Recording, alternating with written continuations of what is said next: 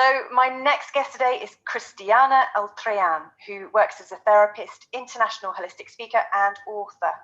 Now, since 2009, she's been studying pranic nourishment, i.e. the possibility of being nourished by energy, chi, and mana. And since 2013, she's been offering lectures and classes on this subject. With her work with the Soul Healing Academy, she's created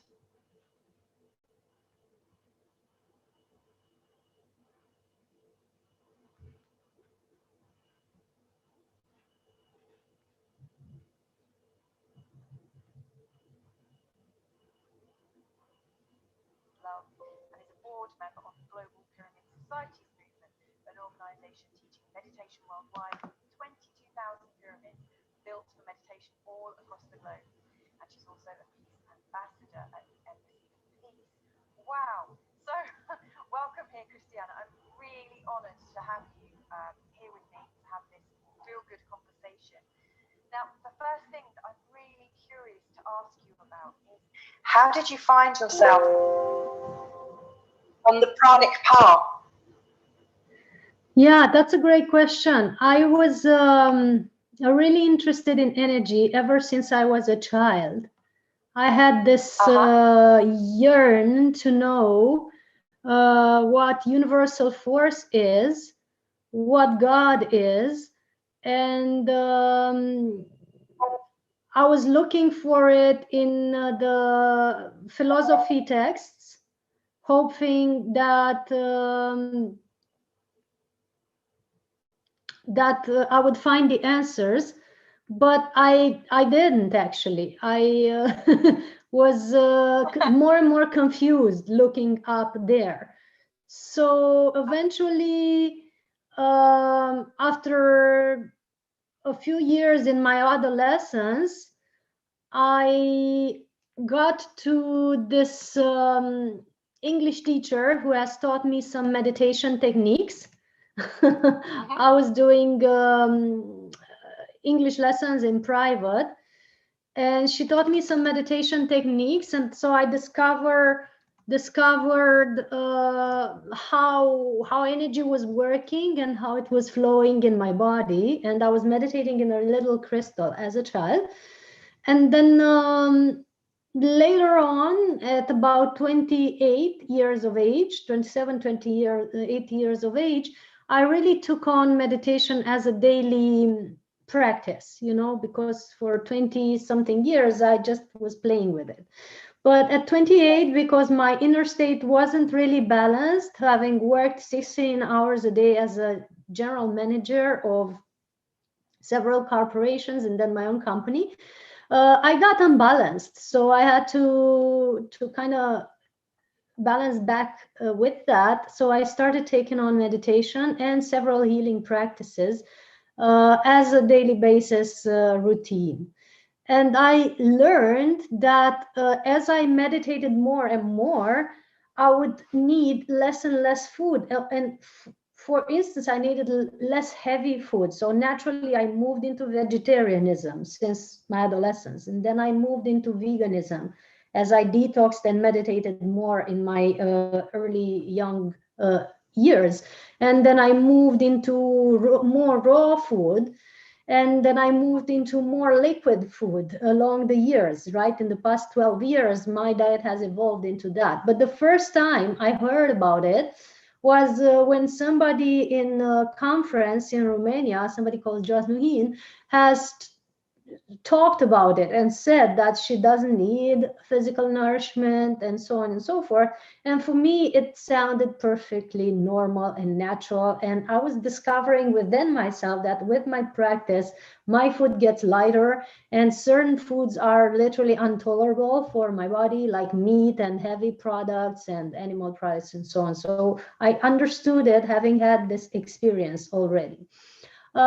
Since then, I participated to several breatharian or pranic nourishment events. I've met so many people that are nourished in this way. I have close friends now that have lived in the same house with me and traveled with me that have demonstrated that they don't need physical food. I myself have long time since I don't always need physical food, so I know it's possible. So this took me into this journey of further diving into it, research into it, bringing the science and the spirituality together in it. I want to learn not only from direct experience or from the experience of my friends, but I also want to know from the scientific perspective what's happening in the human body. So I'm going on with it, organizing events and writing books and holding conferences and joining scientists and spiritual people together. That's my journey in brief. Well, that's an amazing journey. Now, you were mentioning the science of it. What does the pranic lifestyle do to your brain waves? What changes occur with your brain waves? That's a great question, and it's a two-ends question or two-way question, because the pranic lifestyle does something to your brain waves in terms of your mind becomes more peaceful and you're moving slowly from the common beta brain waves to the more peaceful alpha brain waves, and then you can end up spending more of your day into the theta brain waves, and I'll explain what that is in a second. And that's because the lifestyle is influencing the pace of your mind, but the other way around is also because as you train your mind to be stiller and less agitated and more focused and calmer, you also evolve on your pranic path, not needing that much food. Actually, that's the path that I know. So I've noticed that with my lifestyle, I've learned to tame my mind, to quiet it as much as possible, to make it less agitated, so it consumes less energy from my body, from my physical vessel, and therefore I need less physical food when my mind is calm. And there's a book that I've written. It's called the Pranic World Book. This one, it's dressed just like me, where I've explained. Yeah, coincidentally. And I've explained here how our lifestyle is actually influencing our brain waves. And as a result, it's influencing our food intake and food necessities.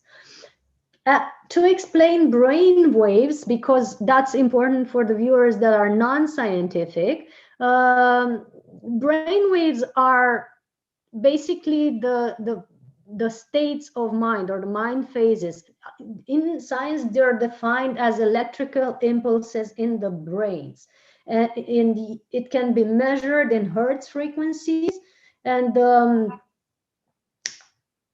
an individual's behavior is communicated between neurons within our brains, as well as the emotions and the thoughts. And depending on how agitated the mind is, these hertz frequencies, these hertz waves are differing. So in the common brainwave state, which is beta brainwave, where people are overthinking all day long, they're trying to solve problems, they're trying to calculate, they're worrying about everything and so on, that's between 13 to 38 hertz. And it's the faster brainwave frequency where your mind doesn't get to rest much. And it's then that you're becoming hungry or you're overeating to block certain thoughts or emotions, right? Some people are actually using foods to cover up certain emotions or thoughts, to not be able to hear them or feel them. And that's when people are tending to eat 3 meals a day and 4 snacks in between, just because the mind is consuming so much energy. And that's a demonstrated fact. Then follows the alpha brain waves, which is the state of mind that you get when you are maybe watching a sunset or listening to a beautiful music, or stroking your pet, or cuddling your child, something that opens your heart, something that amazes you. The therapists that are doing Reiki or other hands-on therapy can get into this alpha state when doing healing. So that's between 8 and 12 hertz and slower, and it's a quieter mindset. It's more relaxed state when you're taking a bath and so on. So that's helping also for healing. Then and you might notice that when you're in that state, your diet might get lighter. The more you do self-healing or therapy, or the more you learn to relax and meditate, naturally your nutrition gets lighter and healthier, and you have less cravings and less abusing your body with foods that wouldn't belong there. Then the best for breatharianism specifically is the theta brainwaves pattern. And I know you have many healers in your audience and in your niche. So the theta healers know all about it. It's the state between 4 or 3 to 7 hertz. Is this very relaxed state. It's the state commonly known between wake and sleep, right when you're falling asleep, right? And then the theta brainwaves start to kick in. And for the trained meditators, the ones that are knowing how to quiet their minds and to live all day long in a peaceful state, that can be a common daily state even when you're awake. Sometimes even when you're speaking, if you're not thinking, if you're downloading information that I always or very often do, you can be in that state. And there, your mind is very quiet or no agitation, doesn't consume much energy, because mind is a very, very large energy consumer. And then you are less hungry and you feel more nourished by this energy that is called prana, chi, mana, or life force. And that's actually discovered, with calorimetry discovered that actually every human being with no energy practice at all has 8 to 25% energy that doesn't come from a physical food source. So that 8 to 25% energy, they have called an unidentified source of energy. It's actually the prana that we're talking about. They weren't doing the studies for the pranic nourishment or breatharianism. They were doing something else, but they just discovered that every human being has this potential of having 25% energy, which doesn't come from food. And we must wonder then how much percentage of this energy can have a person who is trained to still their minds, intake more energy, channel it through our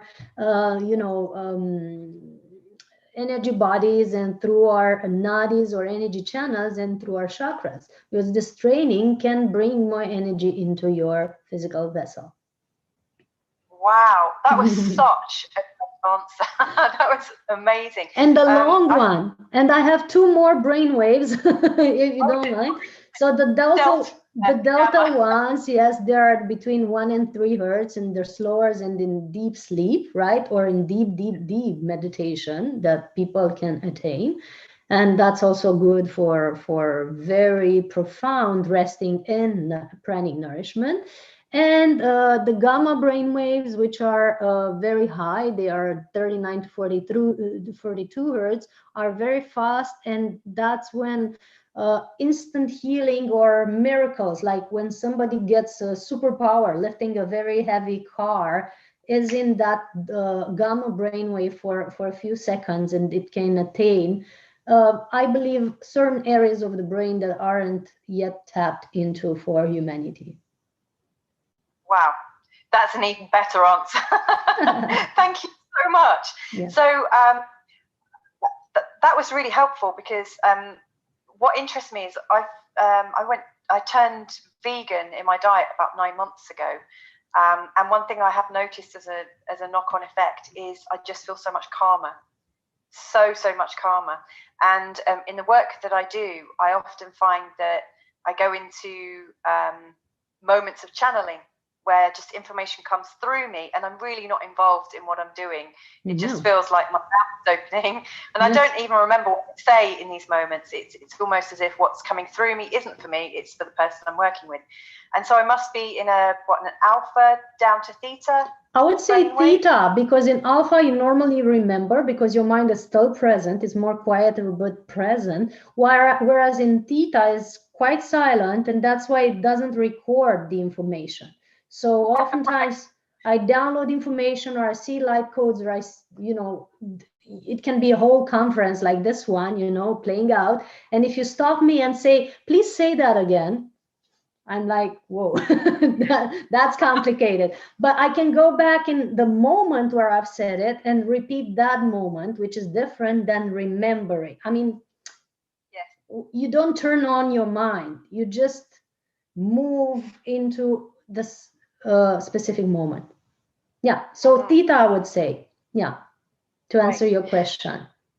And so you must be moving in different brain states a lot, because I read on your website that you spend a lot of time in meditation, and often go hiking and also do Tai Chi and yoga and other types of energetic practice with your body. So you must be using a whole range and be quite fluid in the way you move. Is that one of the benefits of your pranic lifestyle, having the versatility of using your brain differently? Yes, I didn't quite get the question because the last two words, can you just repeat the last two words? Yeah, with your pranic lifestyle, yes, given you more brainwave versatility, your versatility that you can move in and out of different states very calmly and easily. I believe we're all versatile in our moving through brainwave states. But what it gives us is the possibility to maintain a quieter state or a more relaxed state throughout the day. As you've noticed with your vegetarian diet, your mind is more relaxed and more peaceful, and you're able to download stuff. With an even lighter diet like raw and liquids or just water, you get into a really, really peaceful state. Sometimes though it can get very heightened state, you get all this information or necessity to research. Like yesterday I had water all day, I didn't have juice or anything else. So for the whole day, in the beginning it was quiet and peaceful and so on, but towards the evening, as the energy piled up, because when you're not consuming anything to when you eat or drink stuff that is tasty and has a lot of substances or information, some part of your body and your brain is busy understanding that information or sorting that information, right? And less brain power is involved in research and so on. But when you're just having water, or when you're not having anything at all, the brain is fully active and the body is fully on, not consuming energy for anything like digestion or sorting out information that you're putting in, through your mouth and through your food intake. And so towards the evening at about 9 or 10 and up to 12 or 1 a.m., I was very, very deep into research, and I was engulfing all this information about the hypothalamus and the hormones and all the stuff that I had read before, but now it needed to be updated for some research that I'm doing regarding depression.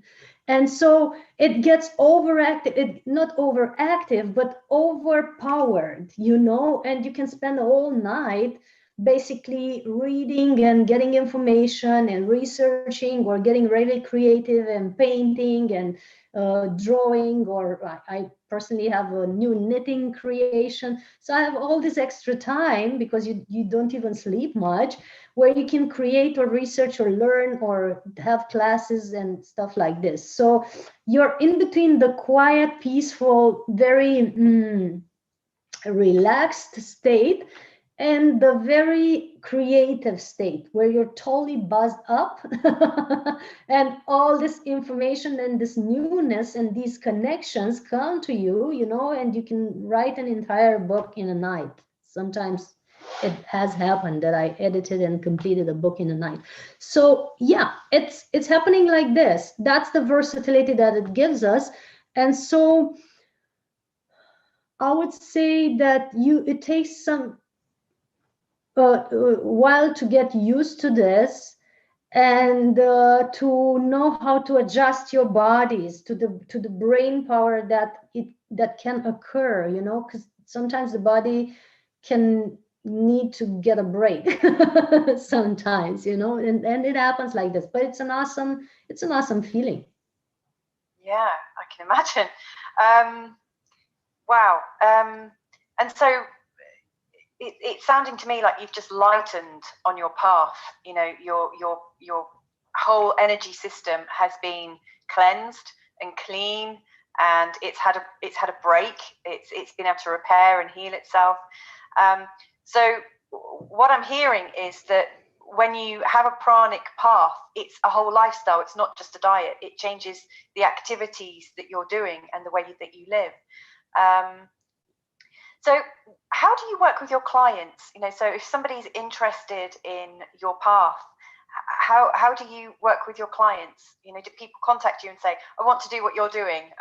Or, Yes. you know, what normally happens? You know, like, Yes. do they have to unravel things with you first? What usually happens? Normally, there's several ways. I have one-on-one sessions that help people unblock certain traumas, or clear out certain traumas, certain belief systems, because getting into this lifestyle, you have to overcome a lot of rigid belief system regarding your nourishment and what it is, your physicality and what it is, because you have to figure out the fact and encompass the fact that you are made of molecules and atoms, and that's not dense matter as it seems. It can always undo itself, undo itself, redo itself every plonk second, because it's actually molecules and atoms, right? And Yeah, when you see yourself like this, you're aware that this whole body is an energy creation, and that you can actually be nourished by energy. So these types of concepts we unravel with our clients, right? And we help them see their lives in a different way, and their physical aspect in the or um, yes, apparition in a different way. But we also heal a lot of emotions and traumatic experiences and mind programming that doesn't necessarily have to do with diet. It can have to do with relationships. It can have to do with jobs that were lost or failed at. It can have to do with all that is recorded by the body and the mind as being traumatic, because that is creating certain blockages in the energy system of a person and in a subconscious of a person that can eventually block the energy from flowing, and that's creating an impossibility for the person to be nourished fully by prana. So we have to clear all that stuff out, and it can take it can take a while. Nobody, I believe, can expect to become breatharian overnight, and we're not promising anyone actually that they would become breatharians. What we can promise, however, to everyone is that they will be, and everybody is, much more connected to source and their higher self and to their intuition and to their inner flow.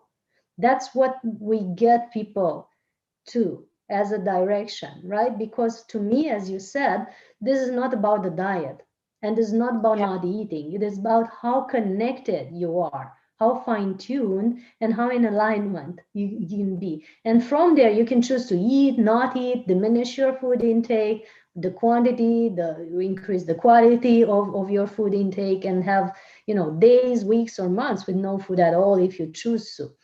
So we do one-on-one sessions, private sessions like this. Normally I have one session or a program of 7 sessions with people that are individual, that are one-on-one sessions, and we discuss very profoundly, and we do energy clearings and meditations and healing techniques during these sessions. We also do a program for 8 years now. We've done yeah. this pranic process online, where we have a group of people that for 8 days we meet daily, and we explain the lifestyle, the methods, the meditations, the energy techniques, the programming and views that support this lifestyle, and how to be more connected, more fine-tuned, and more your higher self. And in these 8 days, they get to a lighter diet, and they get to a lighter diet, but mostly to a higher state of consciousness. So these are the two ways that we work with people, either individually or in groups with this pranic process online. And we also do retreats that people attend. Now, this month, at the end of the month, we have a retreat. We can meet in several ways like this. And there's the pranic festivals, like we have the one at the end of May in India and the one at the mid-August in Romania, where several pranic people are presenting their work. And there everybody can come and just learn. You don't want to maybe go to pranic nourishment, but you can learn the news about it and what's possible. Yeah. And then you look at your food intake in a different way and maybe put half of it on your plate, because you need to diminish that and you need to increase the quality of your nourishment, because your body is evolving very much these days. We're all challenged in body evolution and the way the body needs to transform. And the fuel you put in your body is the essential ingredient for this transformation.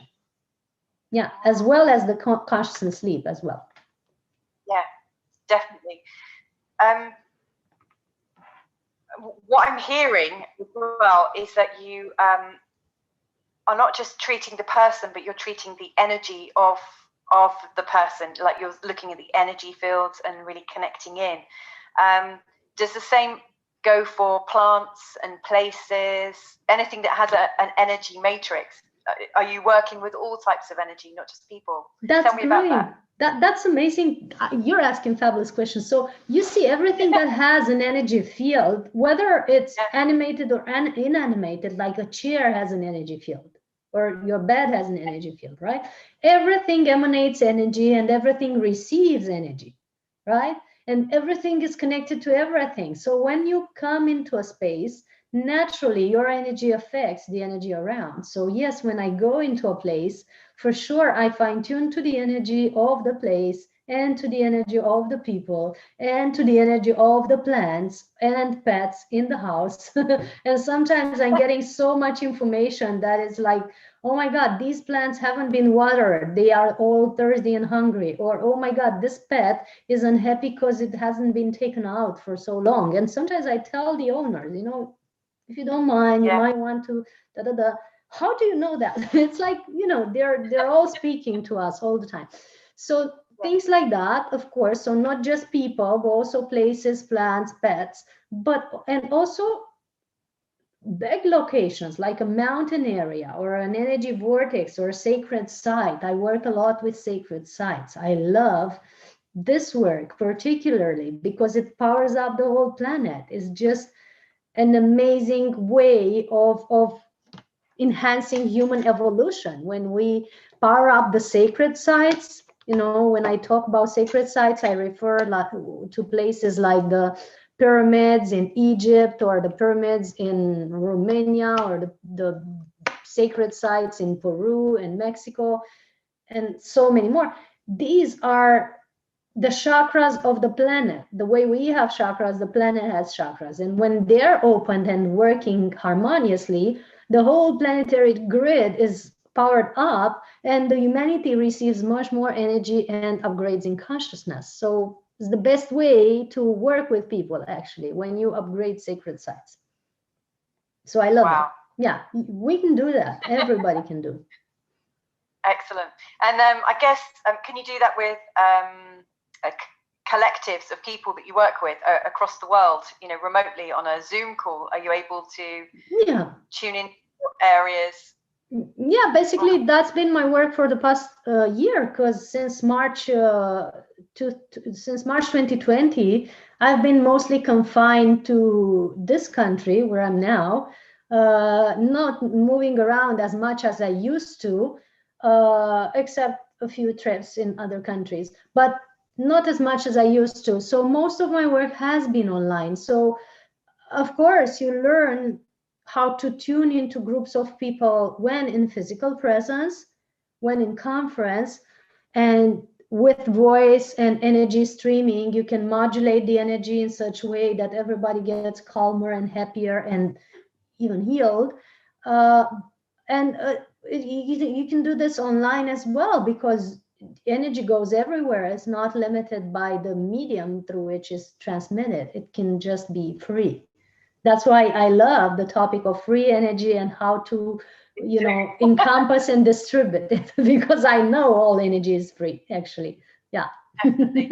Yeah, absolutely. Yeah, I really cannot wait until that's our reality, that everybody. Let's not wait any longer. I feel that, because that keeps us in kind of slavery, doesn't it? It keeps us in, it prevents us from really learning more about our nature and the nature of the world, because we're so worried about our existence, with all these different energy matrices, are you also, I'm sure you are, tuning into other beings around you, not just what we see in front of us, like a tree or existence is so vast, and we have so many friends that aren't really visible at the moment, just because we're not everybody is ready for them to be visible. I mean, everybody could tune into all these wonderful beings of light, or intraterrestrial or extraterrestrial beings and so on. But we have to readjust our concepts about them as a planetary mass in order for them to want to be really get familiar with us. We sense all of that and communicate with, but as the same as with the free energy, that you were saying that it would be high time we have it. It takes a higher state of consciousness for the general population, so that such beings can actually get in touch with all of us the same way they get in touch to some of us. Because if you are seeing such beings and you try to shoot or destroy them, and you're using that presence for destruction and not for collaboration, that is not a way to interact. And they're just waiting until we get to a higher state of awareness where we're aware that they're all friends. And same with free energy. It takes it took some while until people are ready to use the energy when free, to use it for just beneficial purposes and not to get more power and overpower others. So that's why at the moment we don't have free energy. First, because general population doesn't believe in it. If you're still believing in poverty, scarcity, and the necessity to take physical food, then you're not ready to have free energy. First, you believe in something, you imagine it, and then it becomes created in the physical world. You see it in front of you. So we have to basically encompass it in our physical bodies as friendly nourishment, and then it will easily manifest in the outer reality, in the day-to-day life, in devices, and so on. I hope physicists and scientists are not upset that I just said that. And the same with the light beings, or the beings in other realms or other frequencies. You have to adjust your brainwave frequency to the alpha theta state to be able to see the unseen, or perceive, the other layers of the rainbow. Even if they're not visible to the physical eyes now, you're only seeing from red to violet. It doesn't mean that infrared and ultraviolet doesn't exist. The same with other realms and other levels of frequency. We have to get ready to believe, to be able to imagine, to adjust our brainwave frequency and the eyesight, 2 eyes, third eye, fourth eye, the eye of the heart, and then everything is visible. I love the fourth eye. That's amazing. Love the idea of that, or the reality of it. Yeah. Wow. The best way to open your third eye is to learn to see with your fourth eye first. Wow. Yes. I truly and fully believe that. The eyes of the heart are the best to see with. Fantastic. Oh, God, I could talk to you all night. I really could. Oh, let's go for it. very much. I'm curious now, given your perspective, which is quite unique, because not many people, you know, in this reality see things from your perspective. But from your perspective, do you think we will awaken to a level where we will get free energy in this lifetime? Yes, absolutely. Very soon. Yeah. It's in the works. I have many friends, scientists, bless their hearts, who are already knowing about this and have the key to it. Anytime humanity is ready, you know, this type of technology is ready to be on the market. And so, not that I know specifically, but I'm sure it's ready. And I'm sure there are already certain groups that are using it, you know, and of course, being in higher realms are using it for longer whiles. And there have been stages in human evolution when we did have this type of technology. All we need to do is look at the pyramids, look at all the megalithic structures, look on my YouTube at the latest video that I presented, the caves in India that have been discovered, that are clear, laser cut, glass cut, you know, through the mountains of stone. Like some thousands of years ago, you couldn't do this with no technology that we have today. So they must have had some very advanced type of technology and probably free energy devices to have built such structures. You know, the history doesn't say the same, but it kind of becomes logical as we smarten up. So we have had it because we have been in that stage of evolution before. And some call it, you know, Lemurian, Atlantean times, whatever you want to call them. It has been here, it can be here again. We are the inheritance of that species. So, yes. Does that feel good, no? Yeah, I mean, there are so many so-called mysteries on this planet, which to me just, you know, when I look at it, I just think, well, it's obvious, you know, from a child, you know, when I've seen these things like pyramids, the questions are just in my head. Well, obviously we were able to do amazing things, so something has happened.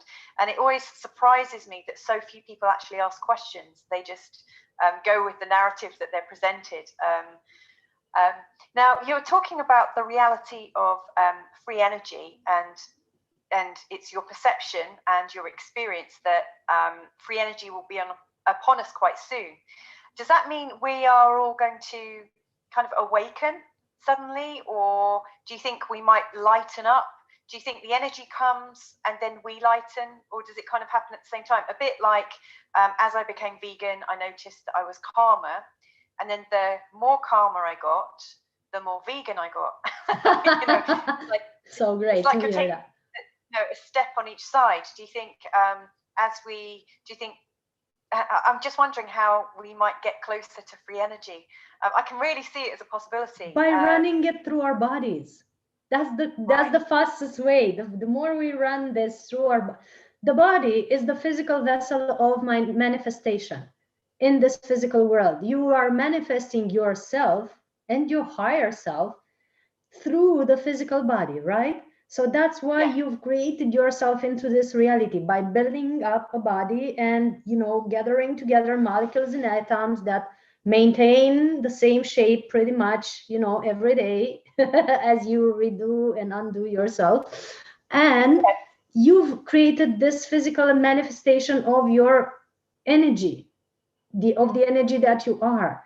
So the more you fine tune it now, this whole thing, this stuff, the more you fine tune it, the more you run free energy through it, the more you manifest more free energy into your reality. And it goes into manifesting basically free energy devices like a electrical car for start, and then maybe a spaceship soon. You know, it just goes with how high energetic our body's frequency is. That's why I keep doing all this work on the planet, on breatharianism. It's not that I'm just interested in everybody changing their diet. I know and feel and am sure that this is the next step to the human evolution. This is the Vitruvian man that we have had the example of depicted so long time ago. We are that, and we are manifesting the whole free energy reality when it streams through our body, because that's the doorway for manifestation in this world. And we're talking about with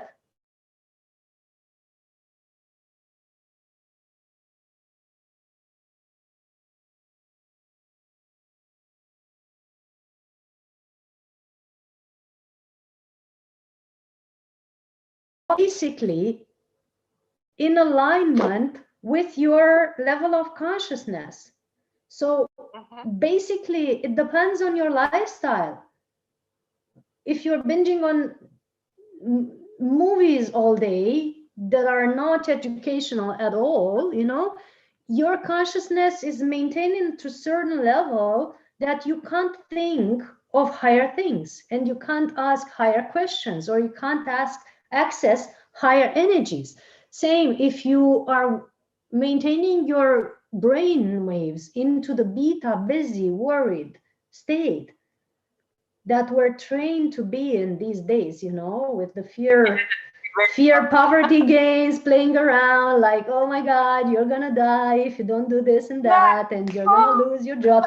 That's the beta brain waves frequency training. We're trained to stay in that.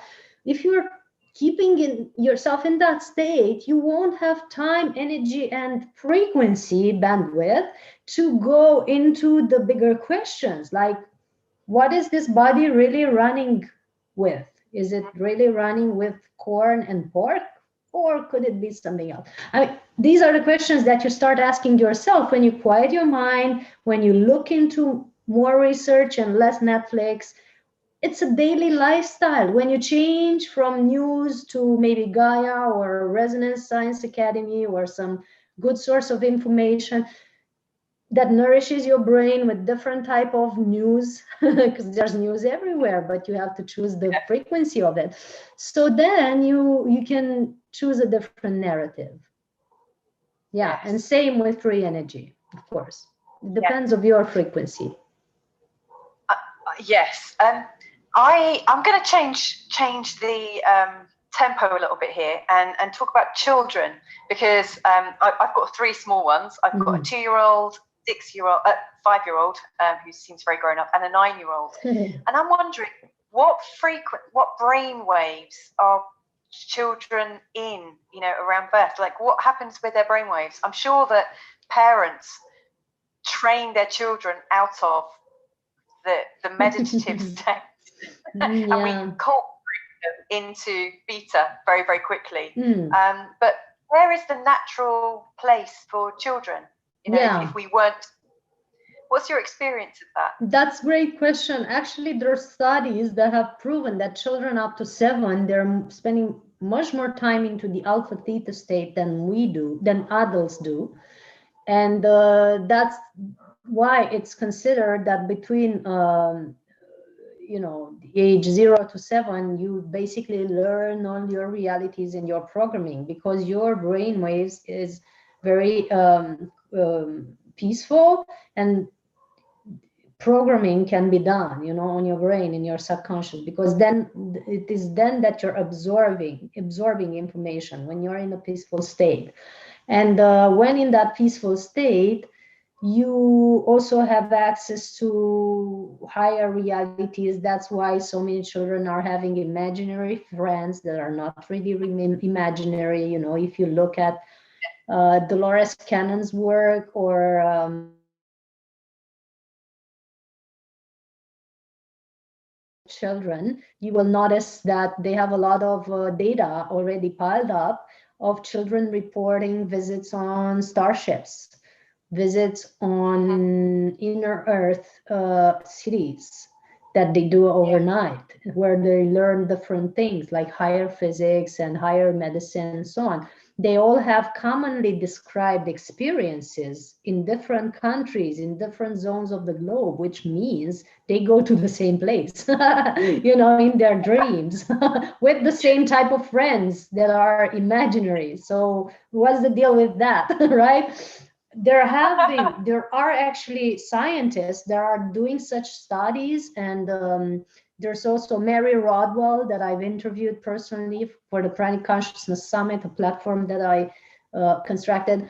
And the children are in that state and are having access to these worlds, and are having so much higher frequency information these days, and they have always had, and they're learning so advanced things in their journeys, overnight, on in the dream state or in their daily daydreaming, so that the school they're going to on earth is really, really boring. And if you don't believe me, ask your children, and then try to listen to them, and then try to not discourage them, saying that is just imagination, or that is just something that they should forget, because that's how the parents train them out of that, saying, oh, that's not true, or stop being silly, or don't be weird. I was always told, you're not normal. You're not normal. And there I am now as an adult saying, I don't want to be normal.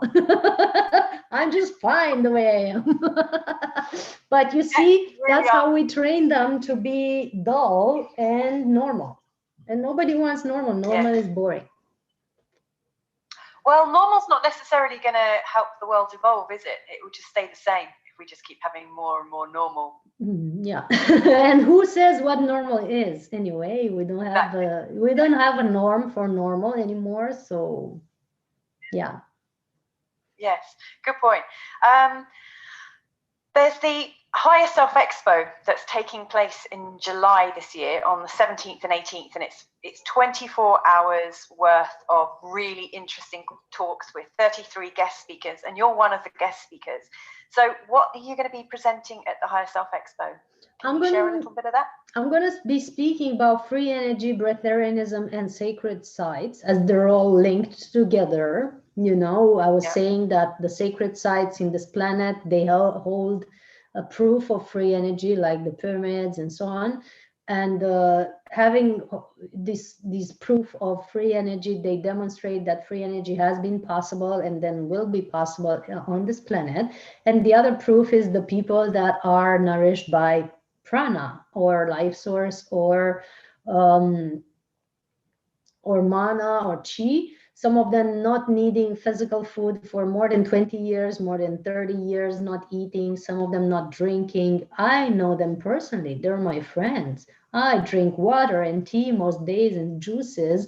And when I eat, I can't eat more than a fistful. So I could say that I'm a living proof of that too for a few years.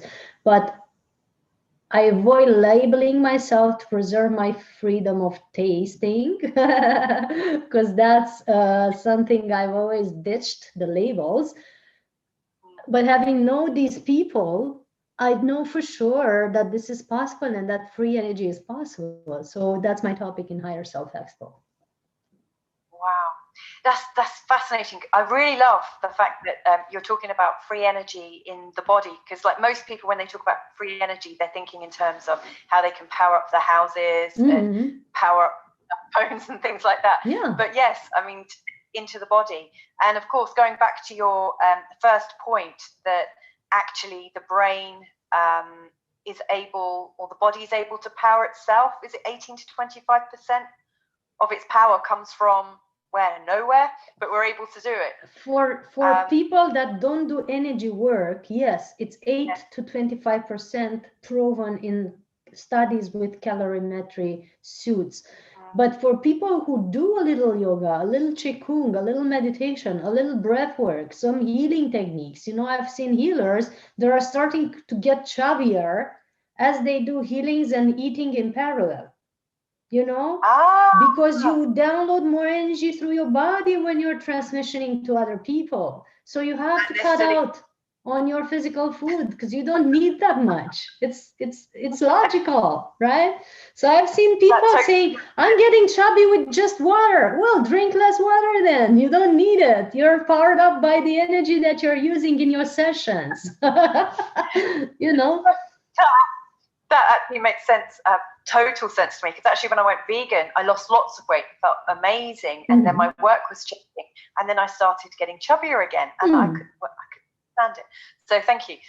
Welcome. If someone's been listening to you chatting today and is thinking that they want to work with you, what's their best way of connecting with you? There's a website that is called soulhealingacademy.com, soulhealingacademy.com. There at the contact session, you find all the details. There's also my Instagram, which is @ELtrayan, same as my name. There's the YouTube, which is Cristiana ELtrayan. There's the Facebook, which is Cristiana ELtrayan. Everybody can write to one of these platforms, either the email on the website or Instagram, Facebook, YouTube, and you get in touch with me, or the email, but the email is more complicated to spell right now. So best way, Instagram, Facebook, website, contact details. You find the email there. Okay, that's fantastic. Last question. I mean, I really don't want this to be the last question, but I think I think maybe if we want to chat again, we actually book another time and go deeper on something. But if there's one thing that you'd like people to take away from this conversation, what would it be? Like one possibility, what would it be? Your freedom is determined by your lifestyle and your daily choices. It's not something somebody gives you or takes away from you. It is you that you're building it every day with every choice, with every determined action for evolution. The freer you want to be, the more steps you have to take towards heightening your frequency. And that's the pathway to higher brainwaves and better lifestyle. And of course, we can build that together if you want to work with me. Wow, that was outstanding. I love that so much. Oh, Cristiana, all I can do is absolutely thank you so much. I'm going to enjoy watching this again and again. And I absolutely recommend that anyone that's watched this, that they bookmark it and like it and subscribe and watch again and share far and wide, because this was amazing. Thank you so much for your time today. That was awesome. So much. Thank you. It was great questions. Looking forward to collaborate again and do a future show if necessary. And thank you for your presence and your wisdom. It has been great conversation. Thank you so much. Blessings. See you soon. Hey, stay. Thank you so much. That was amazing. So I love that so much. Oh my goodness, what an amazing person you are.